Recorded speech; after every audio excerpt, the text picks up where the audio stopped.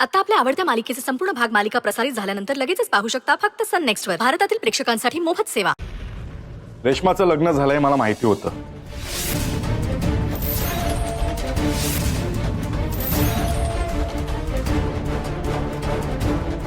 मी या दोघांना हॉस्पिटलच्या बाहेर बोलताना ऐकलं होतं. काय करतोयस तू इथे? काय करतोयस म्हणजे? माझी बायको बाहेर काय करते मला बघायला नको? मी तुझी बायको नाहीये. तू असं कसं बोलू शकतेस? मी तुझ्या गळ्यात मंगळसूत्र बांधलंय, विसरलीस का तू? मी काहीही विसरले नाहीये. मग दुसऱ्याकडून मंगळसूत्र बांधून घेताना तुला काहीच वाटत नाहीये? तुझ्यावर खरंच खूप प्रेम आहे, निदान माझा तरी विचार कर ग. रेश्मा, अगं एकदा ऐक तरी. रेश्मा,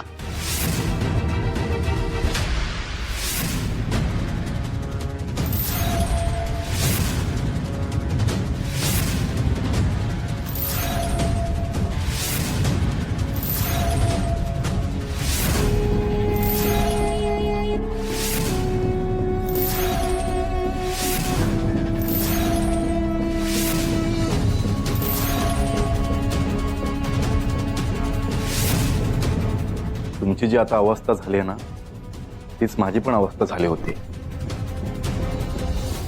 म्हटलं काय करावं, मग मी हे राजाच्या कानावर घातलं.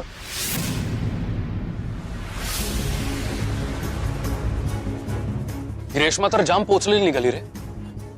माझाही विश्वास बसत नाही. पण तू नीट ऐकलंस का? स्पष्ट ऐकलं मी. तो म्हणाला की मी तुझा नवरा आहे. अनबिलिव्हेबल आहे सगळं. पण चांगलं झालं, आपल्या हातात आयतं कोलीत मिळालंय. पण एक गडबड आहे. काय?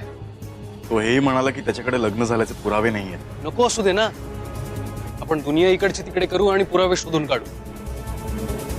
तर तो आपल्या हाताला लागला पाहिजे.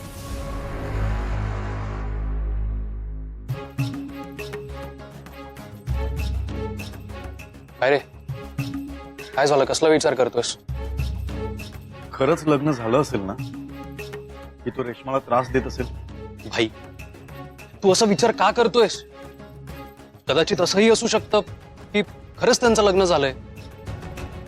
असं कशावरून म्हणतोयस तू? तू जेवढ्या कॉन्फिडेंटली सांगतोयस ना विक्रांत, त्यावरून तरी मला असंच वाटतंय. तरी सत्य शोधून काढावं लागेल आपल्याला राजा. हम किस लिए है दोस्त? पर मला सांग, तू त्या मुलाचा फोटो काढलायस का? काढलाय ना. रेश्माला दाखवून विचारता यावा म्हणून मी फोटो काढलाय. दोघंही बोलताना फोटो काढलाय. Good job.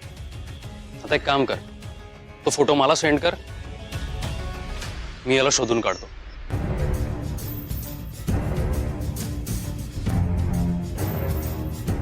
पाठवलंय. आता बघ, तसं मी याच्याकडून काढून घेतो सगळं. पण एवढं सगळं करायची काय गरज आहे राजा? त्यापेक्षा आईबाबांना सांगूयात, ते रेश्माच्या घरच्यांशी बोलतील आणि लग्न मोडतील. असं वाटतं तुला? काय हरकत आहे? मी स्वतःहून नकार देईन लग्नाला. नाही भाई, नाही. असं केलं तर तूच फसशील. हे बघ, त्यांचं लग्न झालंय ह्याचा आपल्याकडे एकही पुरावा नाही.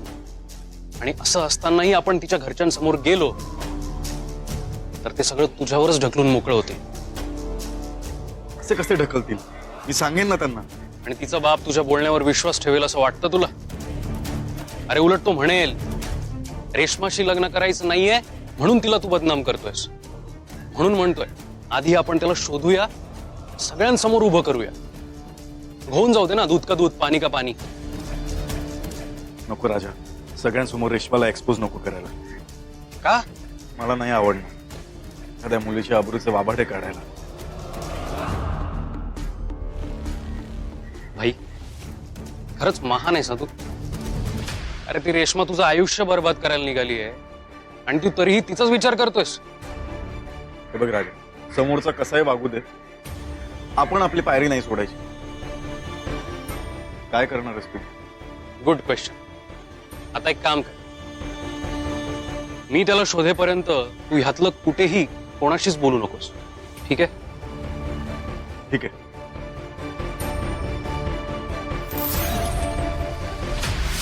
मग आम्ही ह्याला शोधून काढलं.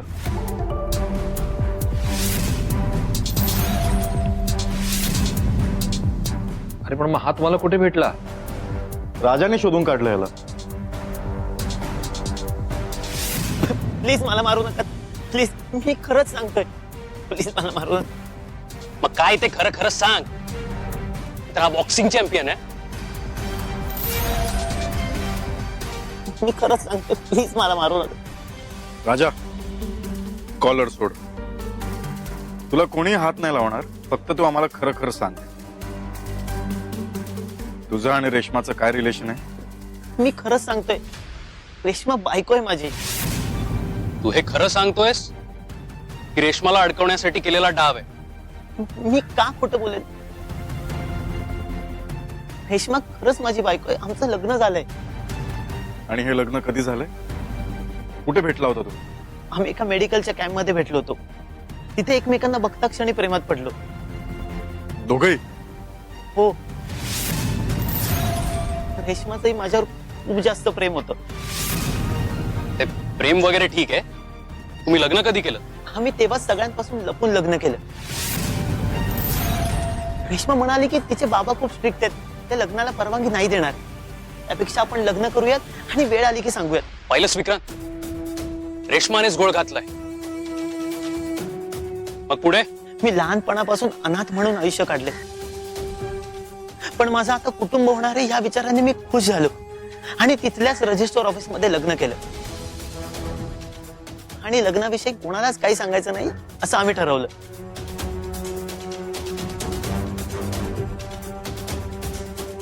मग रेश्मा तुझ्या घरी राहायला आली का? हो, पण एका दिवसातच निघून गेली. जेव्हा तिला कळालं की मी तिच्या इतका श्रीमंत नाहीये, तेव्हा तिने मला तोंडावर सांगितलं की तुझी माझ्यासोबत संसार करायची लायकी नाही. हे लग्न विसरून जा. भाई, ही चक्क फसवणूक आहे. माझंही असंच झालं, पण सत्य ऍक्सेप्ट करण्याशिवाय माझ्याकडे दुसरा कुठलाच पर्याय नव्हता. मग तू तिच्या घरी नाही गेलास का? तिच्या घरच्यांना खरं खरं सांगून टाकायचं होतं. मी जमेल तेवढे सगळे प्रयत्न केले, पण रेश्माने मॅरेज सर्टिफिकेट जाळल्यामुळे माझ्यावर कोणी विश्वासच ठेवला नाही. अरे मग केस करायचीस ना कोर्टात? मी तोही प्रयत्न केला, पण माझ्या वकिलाला तिने पैसे देऊन मॅनेज केलं होतं. बरं, मला एक सांग, तुमच्या लग्नाचे तुझ्याकडे फोटो आहेत? नाही, रेश्माने तेही डिलीट करून टाकले. आता आमचं लग्न झालंय याचा कुठलाच पुरावा माझ्याकडे नाही. म्हणूनच मी गप्प बसलो. पण जेव्हा मला कळालं की रेश्मा दुसरं लग्न करते, तेव्हा मला राहवलं नाही.